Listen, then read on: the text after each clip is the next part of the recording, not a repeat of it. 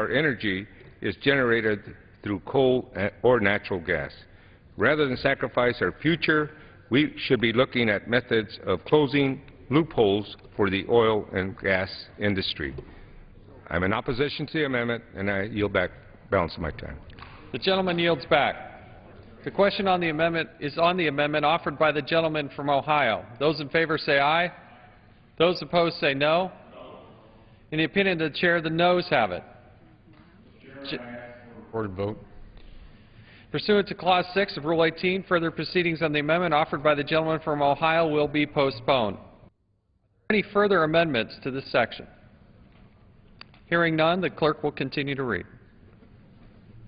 Page 217, line 4, Section 1435, the level for Department of Energy, Energy Programs, Electricity Delivery, and Energy Reliability shall be $139 million. Section 1436, the level for Department of Energy, Energy Programs, Nuclear Energy shall be $661,100,000. Section 1437, the level for Department of Energy, Energy Programs, Fossil Energy Research and Development shall be $586,600,000. Section 1438, the level for Department of Energy, Energy Programs, Strategic Petroleum Reserve shall be $138,900,000. Section 1439, the level for Department of Energy, Energy Programs, Energy Information Administration shall be $95,600,000. Section 1440, the level for Department of Energy, Energy Programs, Non-Defense Environmental Cleanup shall be $225,200,000. Section 1441, the level for Department of Energy, Energy Programs, Uranium Enrichment, Decontamination, and Decommissioning Fund shall be $513,900,000.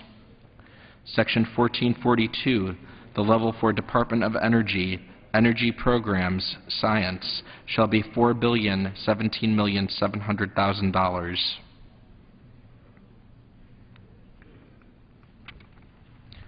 For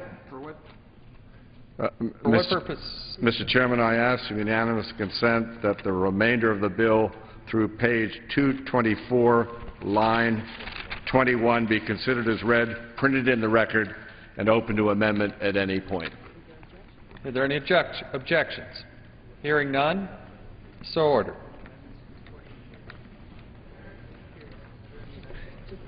Line 21, right? Okay. Are there any amendments to the portion of the bill considered as read? If not, the clerk will continue to read. Title V, Financial Services and General Government, Section 1501, the level for Department of the Treasury, Departmental Offices, Salaries and Expenses shall be $299,888,000. Section 1502, the level for Department of the Treasury, Departmental Offices, Department-wide Systems and Capital Investment Programs shall be $4 million.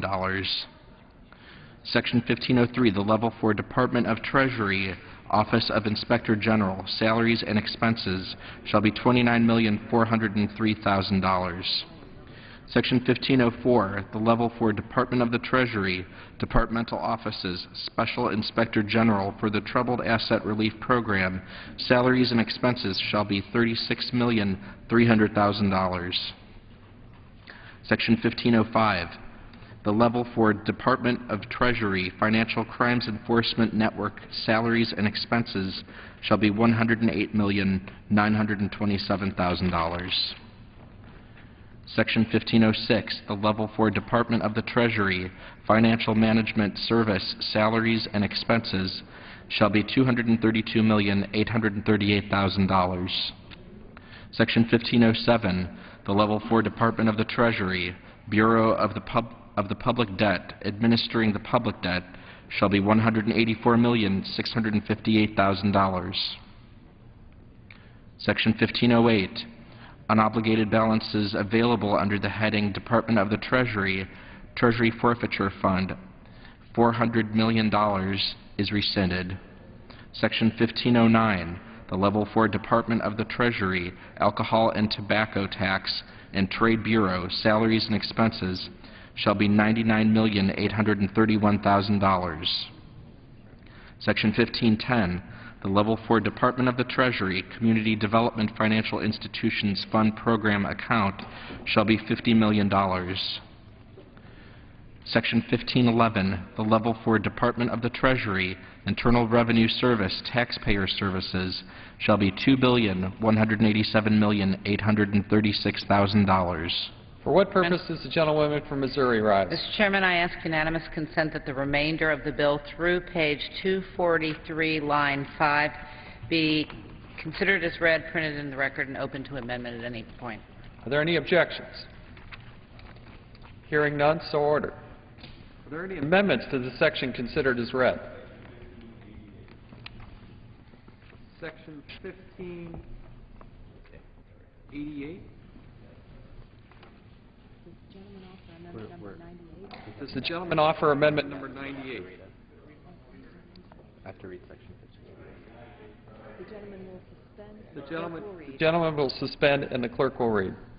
Section 1588, the level for independent agencies, selective service systems, salaries and expenses shall be $24,032,000. For what purpose does the gentleman from Oregon rise?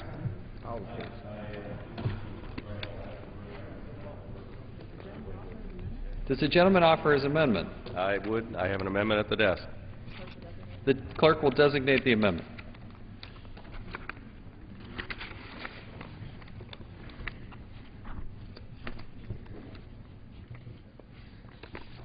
Amendment number 98, printed in the Congressional Record, offered by Mr. DeFazio of Oregon. Gentleman's recognized for 5 minutes. I had hoped to be joined by Dr. Paul, who is a co-author of this amendment.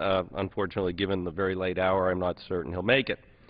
However, we're talking tonight about making cuts, and we've heard in the earlier debate of programs that actually have constituencies, actually serve Americans. The COPS program, which puts officers on the beat and helps with drug interdiction, drug prevention. The LIHEAP program, providing financial assistance to families who can't afford to heat their homes. The list is long. But there are a few programs in the government which have no constituency and no purpose, and this is one of them. And somehow it escaped the knife, which I assume was just an oversight. So I'm hoping to persuade the committee to adopt this amendment. This is the expenditures for the Selective Service System of the United States of America, i.e. the draft boards. That is, if we believe that at some time in the future that the United States of America is going to reimpose the draft, then one might want to maintain this bureaucracy in deep standby. On the other hand, it might not, because the few times that this agency has attempted to test its capabilities with its obsolete computer systems, which could be surpassed by anything available publicly on the Internet, they showed that they couldn't have conducted a legal draft. And even if they could have conducted a legal draft, we no longer have a surge capacity at our training bases, so we would be drafting people for no purpose. And beyond that, I don't think there are many in this House who believe that we are going to go back to having a draft. The Pentagon doesn't want to go back to a draft. The Pentagon has said time and time and time again they believe in an all-volunteer military. The all-volunteer military is superior to forced enlistment, as in the years of the draft. We're higher quality. We're using significant incentives to get people to enlist in the military, and we have the best military in the world as a result.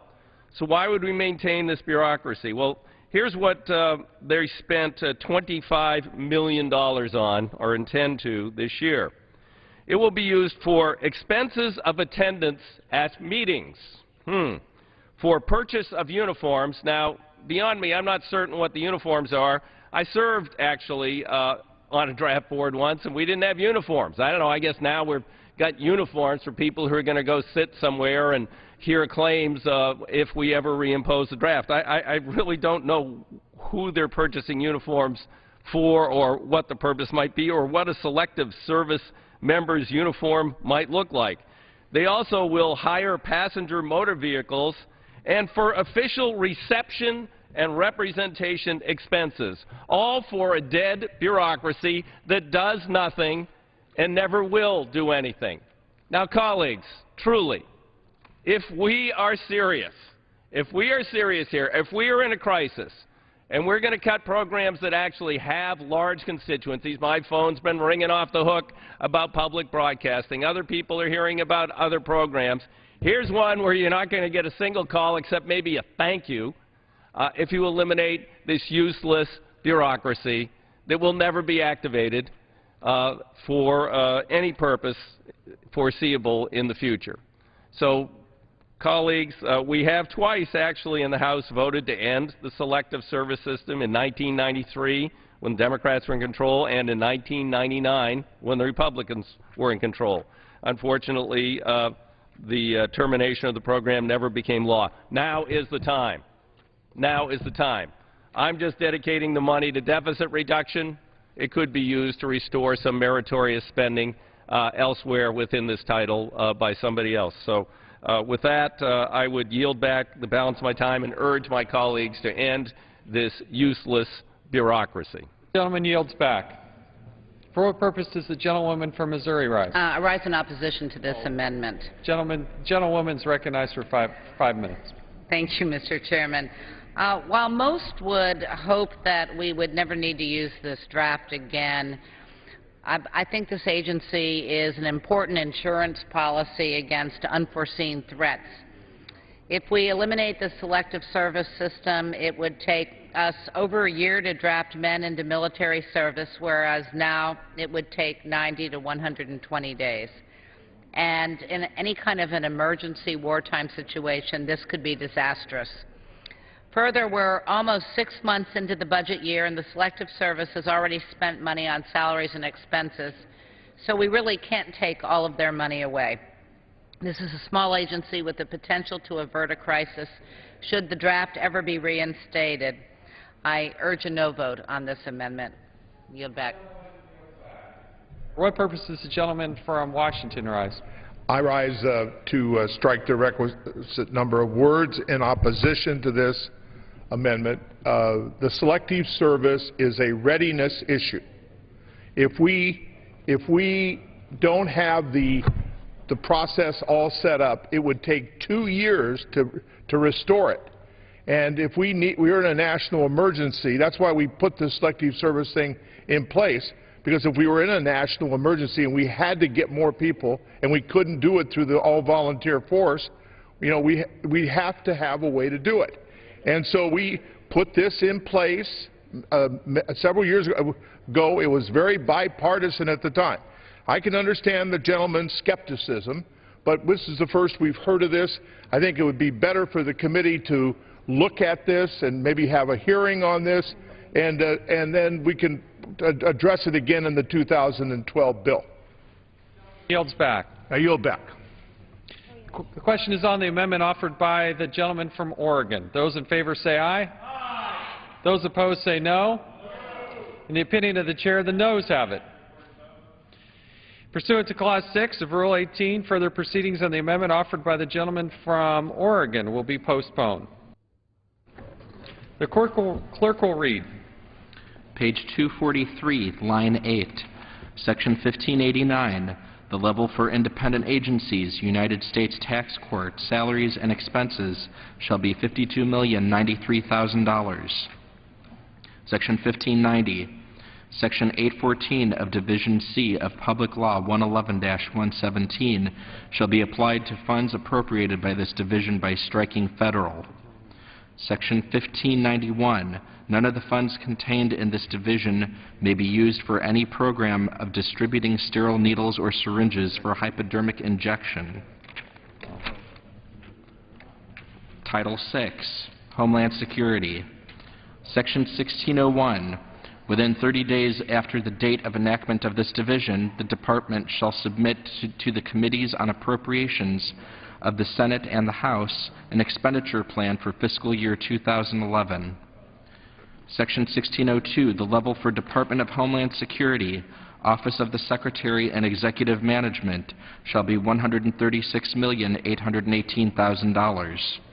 Section 1603, the level for Department of Homeland Security, Office of the Undersecretary for Management shall be $239,933,000. Section 1604, the level for Department of Homeland Security, Office of the Chief Information Officer shall be $333,393,000.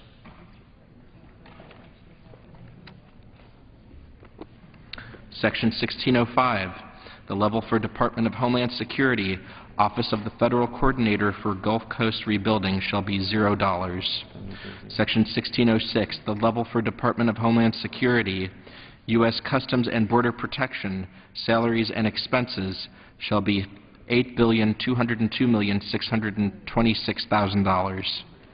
Section 1607, the level for Department of Homeland Security, U.S. Customs and Border Protection, automation modernization shall be $341,575,000. For what purpose does the gentleman from Alabama rise? Mr. Chairman, I ask for unanimous consent that the remainder of the bill, page 253, line 12, be considered as read, printed in the record, and open to amendment at any point. Are there any objections? Hearing none, so ordered. Are there any amendments on the sections? The gentleman from New Jersey is recognized. Yes, this is amendment. For what purpose does the gentleman from New Jersey rise? To bring up Amendment 223, I believe. Concerning the fire grants.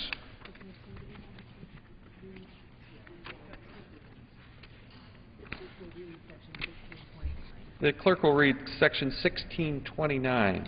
Section 1629, the level for Department of Homeland Security, Federal Emergency Management Agency, firefighter assistance grants for programs authorized by the Federal Fire Prevention and Control Act of 1974 shall be $300 million. For what purpose does the gentleman from New Jersey rise? Mr. Chairman, to strike the proper words on Amendment 223. Does the gentleman offer the amendment? He offered the amendment. Gentleman's recognized for 5 minutes. Mr. Chairman. Pardon me. The clerk will designate the amendment. Amendment number 223, printed in the congressional record, offered by Mr. Pascrell of New Jersey. Gentleman's recognized for 5 minutes. Thank you, Mr. Chairman. As a former mayor, I've always believed that our nation's first responders constitute both our first and our last line of defense for the American people. This continuing resolution before us today fails our first responders.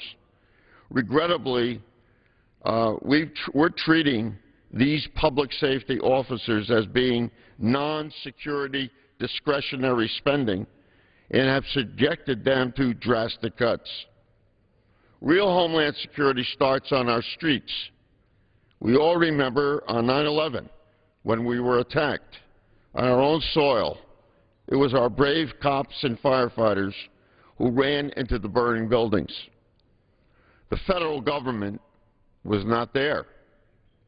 To say that funding our cops and firefighters is not national security spending is ludicrous.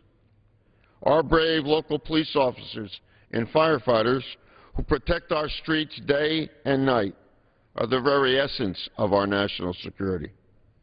Earlier in the process, we debated the COPS program. Amendment tonight restores critical funding for its counterpart, the FIRE Act and the SAFER grant programs. The continuing resolution significantly reduces funding for the FIRE grant and eliminates all funding for SAFER, over $510 million in cuts in total. This would absolutely devastate, it would be devastating for our public safety professionals who rely on this funding for the equipment and personnel they need to protect our communities. The Fire and Safer grants help local fire departments equip, train, maintain their personnel, preparing them to respond to all forms of an emergency. And things changed, didn't they, after 9/11? An independent evaluation of the fire program published by the U.S. Fire Administration concluded that it was highly effective in improving the readiness and capabilities of firefighters across the nation. I may add, Mr. Chairman, Mr. Speaker, that the fire programs and the COPS programs are among the highest efficient and effective programs run by the federal government. Money goes directly to the communities so states can't skim off the top. And they are effective and they are competitive. And no one has challenged that in 10 years. SAFER has been critical to many local departments who, as a result of recent economic downturns, have been forced to cut personnel and services. What effect would cuts to these programs have? Let's go to the real world, not the video. Bethesda Volunteer Fire Department in Coleman, Alabama.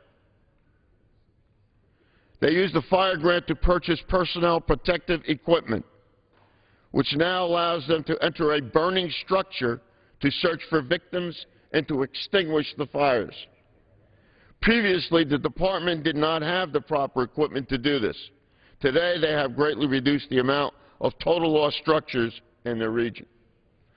North County Fire Protection District in Fallbrook, California.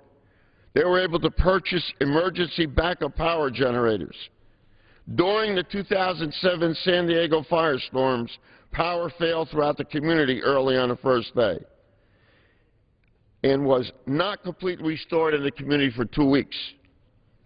The emergency power generators they purchased with their fire grant allowed them to keep all the facilities fully functional. Before the Belle Chase Volunteer Fire Department in Belle Chase, Louisiana, received a SAFER grant in 2008, the department could not comply with the National Fire Protection Association standards. There is such a thing. Before we cut something, we should know what the alternatives are. Its initial alarm assignment capability was only 20% in that town. That insufficient level of service put the communities and the volunteer firefighters at considerable risk for injury or even the loss of life. Thanks to the SAFER grant, the department was able to hire 45 firefighters, increase the rate of compliance, and it is now estimated that the compliance is 90%, and increase its initial alarm dispatch with 3 more engine companies. Together, Fire and SAFER, those 2 bills. Can I yields back. request unanimous consent for 1 more minute? Objection.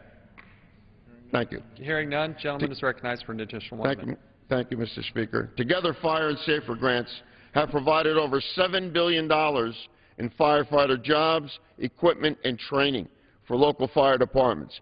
Serious business. We're talking about life, limb, and we're talking about property here. To me, cutting these critical programs, especially when local fire departments' budgets are already strained, we're facing it in all of our districts. You know that. My amendment restores the funding for Fire and SAFER to their fiscal year 2010 levels. $390 million for Fire, $420 million for SAFER. Because of the rule, we're forced to reluctantly take funding from DHS Science and Technology. If this amendment passes, I hope we can restore some of the funding during conference. I hope that both sides will come together on this. It has bipartisan support. We need to protect our firefighters. Thank you, Mr. Speaker. The gentleman yields back. For what purpose does the gentleman from Alabama rise? Mr. Speaker, I rise in opposition to this amendment. The gentleman is recognized for 5 minutes. This CR strikes the right balance between funding priority programs that are essential to our nation's security and keeping our discretionary spending in check. Let me just say that $300 million is included in this CR for fire equipment, and this only applies to the SAFER grants. Has been stated there are no funds in the bill for SAFER grants. Just 5 years ago, this program was funded at $65 million, but last year it had ballooned to $420 million and included a waiver for the cost share requirements with local governments. In 2009, Congress provided $210 million for the SAFER grants, supporting 1,236 jobs at the high cost of $170,000 per job. In the just released FY12 request, the Department of Homeland Security plans to create or retain 2,200 firefighters at a cost of $190,000 per job.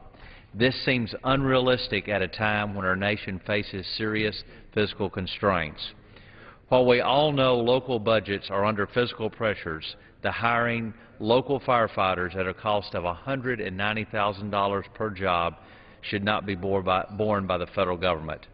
These cuts will not be easy, but they are long overdue and necessary to address our out-of-control federal spending. Beyond this, the proposed offset is not prudent and ignores the fact that this CR has already cut the Science and Technology Directorate funding. This enormous reduction to a budget that barely amounts to $1 billion would absolutely be devastating. S&T is a single organization within the Department of Homeland Security that performs research and stimulus and funds related research initiative within the private sector, to include work underway at and the Pacific Northwest National Laboratory. The projects that this funding supports is crucial to Homeland mission, and this cut will either significantly slow or end their progress. I would urge my colleagues to oppose this amendment, and I reserve the balance of my time. The gentleman yields back the balance of his time. For what purpose does the gentleman from North Carolina rise? I move to strike the last words. The gentleman's recognized for 5 minutes. Mr. Chairman, I rise in qualified support of this amendment. The bill before us eliminates the firefighter hiring program known as SAFER, and it reduces funding for grants to purchase fire equipment by 23%. If adopted, these cuts will result in over 2,400 firefighters being laid off in 2011 and prevent fire departments from purchasing equipment, breathing apparatus, and protective gear that our firefighters depend on during a time of emergency. This is simply not acceptable. During my tenure as chairman of the Homeland Security Appropriations Committee, we ensured that not only was funding provided for these critical firefighter programs, but that these dollars could be used flexibly in this time of economic stress to retain firefighters that might lose their jobs, to rehire firefighters that have been laid off due to economic conditions, as well as to hire new firefighters. Repeatedly, I hear from communities that were able to use funds for these purposes. For example, in Plaquemines Parish, Louisiana, SAFER funding was used to hire and retain a total of 73 firefighters, ensuring that 7 departments had salaried firefighters and that 12 parish fire stations could be manned 24 hours a day, 7 days a week. The North Las Vegas Fire Department was able to hire 15 new firefighters with a SAFER grant, permitting them to open an 8th fire station, thereby reducing response times and enhancing the level of protection for city residents, as well as the millions of visitors to Las Vegas. Spanish Fort, Alabama, recently received a SAFER grant that allowed them to retain their whole roster of firefighters instead of letting some go. And Collinsville, Illinois, received a recent grant allowing them to retain 5 firefighters who otherwise would have been laid off. Retaining this funding, Mr. Chairman, preserves government services that are critical to our public safety and security. Local governments are already facing serious budget constraints, and the CR simply exacerbates the layoffs we're already seeing with public safety personnel. This amendment will help keep thousands of firefighters on the job. Mr. Chairman, I must express some reservations about how the increase in firefighter grants is paid for in this amendment. The gentleman's amendment drastically reduces funding for research and development activities throughout the Department of Homeland Security. It's not desirable or wise to cut the department's research and development budget so much. But unfortunately, the majority has prevented us from paying for these amendments from other parts of the bill, and the overall allocation for Homeland Security and the rest of the domestic agencies is completely inadequate. So I support this amendment, but I'll work diligently to restore these funding cuts as the bill progresses and we get down to responsible budgeting in negotiations with the Senate and the White House. Mr. Chairman, members have a choice to make. Support this amendment and support your local firefighters, or vote no and see a decline in critical first responder personnel in this country and in the options available to hard-pressed local communities. I urge my colleagues to vote yes on this amendment. The gentleman yields back. What purpose does the gentleman from Kentucky rise? To strike the last word. Gentleman is recognized for 5 minutes. And I yield to the chairman of the committee, subcommittee. Gentleman is recognized. Thank you, Mr. Chairman.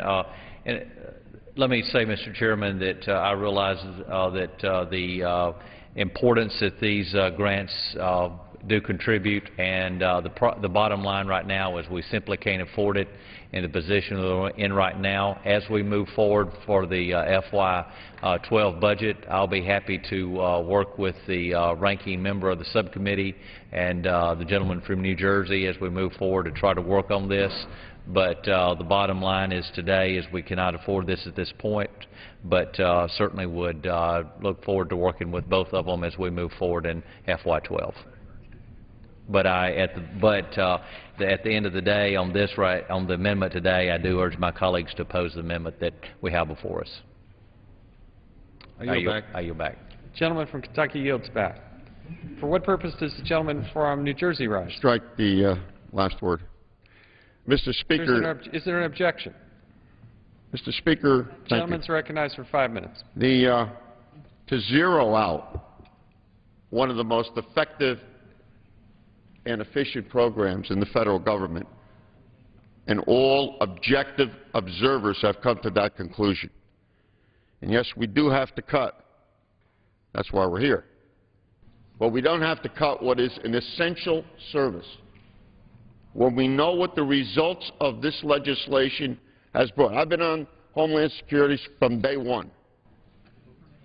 I think I know it, but that's beside the point. Today, we know what the results have been of this legislation. So, for the 2,400 firefighters, right off the bat, that would be laid off. Because this is a 3-year plan, there's certain matches that have to go into it. Those matches have been reduced so that other local communities can get involved. When we see what happens with many federal programs that go through states and never wind up to do what they have to do, this stands out above everything else. It is not enough for us to pat firefighters on the back, to bring our grandkids to get up on the fire engines when we are pulling the rug out from under them. When this passed 10 years ago, there were fire companies throughout the United States that had to push their equipment to the fire. And we are here 1 o'clock in the morning questioning that this is not a priority of ours and we can't afford this right now. I can tell you what we can't afford. We can't afford other things in other places, but we need to protect our first responders. If we meant what we said on 9/12/201, then we need to do something right now to protect them.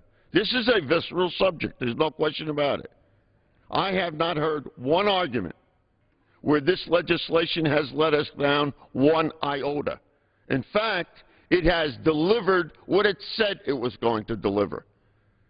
Whether you be volunteers or career firefighters, you are assisted by the SAFER bill. And we made it that way. When you look at the Fire Act itself, That act went to all departments, small departments. In fact, we skewed it.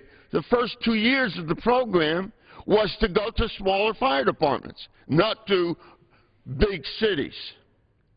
And we followed through on that. Do you know how these applications are evaluated? They're evaluated by peers. And it costs us very little to do it. That's why it's an efficient and as well as an effective program. We should all belong to the police caucus and the fire caucus. They don't need our pats on the back. They don't need our words of inspiration. What they need is some help to put enough people out there. These are people's lives we're talking about. How dare we even consider, we know the condition. No, you talk about 6 years ago, the conditions of our municipalities, large and small, are quite different now than they were 6 years ago. They're laying off cops and firefighters. Someone mentioned when we were discussing the COPS program earlier this evening, last night, that we're talking about what happened in Camden, New Jersey. They're laying off half the fire department and half the police department. Don't we have some responsibility in this? And by the way, that part of Homeland Security, which protects the nation and protects them through our first responders, since they're the first people there, God knows when a catastrophe occurs. What are we putting the brakes on that? What are we going out on recess? These are the line between us and perhaps disaster. We cannot. Much of the equipment that was bought in the Fire Act, competitive bidding, much of that equipment saved lives already.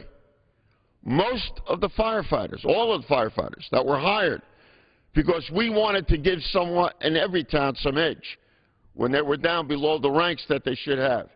Those firefighters saved lives. I ask you, Mr. Speaker, we need bipartisan support on this amendment. It's good for America, and it works. No one has questioned that this evening. Thank you. Gentleman yields back. I yield back. The question is on the amendment offered by the gentleman from New Jersey. Those in favor say aye. Aye. Those opposed say no. No. In the opinion of the chair, the ayes have it. The amendment is recorded vote. Pursuant to Clause 6 of Rule 18, further proceedings on the amendment offered by the gentleman from New Jersey will be postponed. For what purpose does the gentleman from Alabama rise? Mr. Chairman, I ask for unanimous consent that the bill through page 263, line 9, be considered as read, printed in the record, and open to amendment at any point. Is there an objection? Hearing none, so ordered.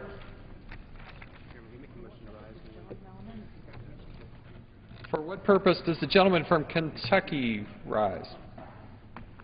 Mr. Chairman, I move the committee do now rise. The question is on the motion. Those in favor say aye. Aye. Those opposed say no. The ayes have it. Good work, Ben. Accordingly, the committee rises.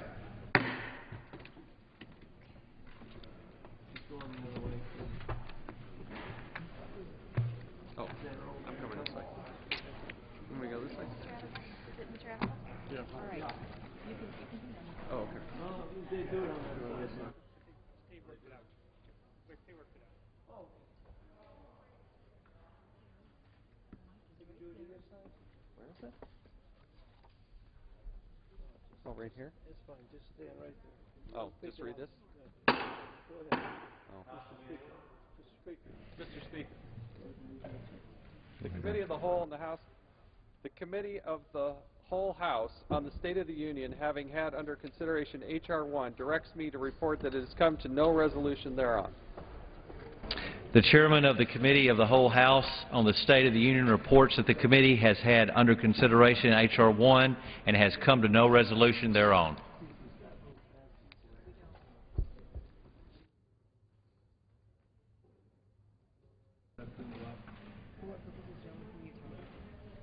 For what purpose does the gentleman from Utah rise? Now adjourn. The question is on the motion to adjourn. Those in favor say aye. Aye. Those opposed, no. The ayes have it. The motion is adopted. Accordingly, the House stands adjourned until 10 a.m. today for morning hour debate. When members return, more debate on legislation that provides $1 trillion in federal spending through the end of September.